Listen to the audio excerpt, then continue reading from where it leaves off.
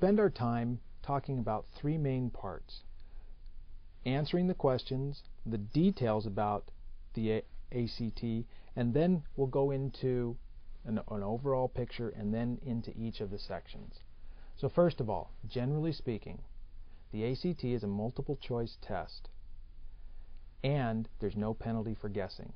So what that means, you should have every question should have an answer, even if it's a wild guess.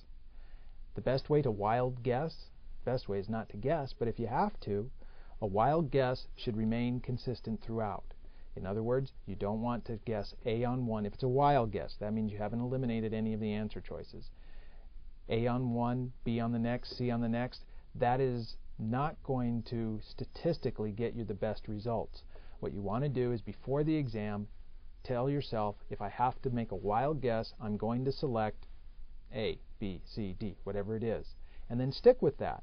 Every time you have a wild guess, that's one that you don't know, have any idea what the correct answer is, no process of elimination, you haven't been able to eliminate anything, answer always whatever your choice was before the exam. Always A, always B, always C, always D, whatever it is. So the next step is try and eliminate something. If you have 4 answer choices and you can eliminate 2, your odds have gone up tremendously.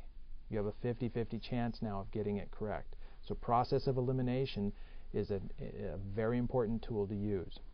Okay, let's talk about the details of the ACT. You have 4 main subject areas.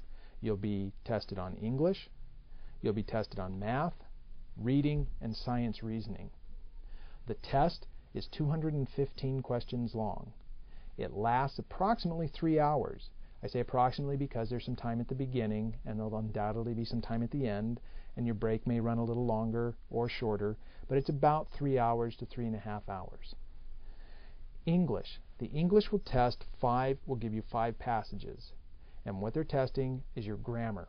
They're going to test mechanics and usage, punctuation, basic grammar, sentence structure, rhetorical skills, strategy, organization, style, and if you look in your materials, you'll see percentages by each one of those, so you can tell which one is more heavily tested, which things are less heavily tested. But you'll have 5 passages. They'll underline a portion of each passage. There'll be about 15 questions per passage, so you'll have 15 different underlinings. There may be 2 things wrong with a particular underlining, but you'll have 15 different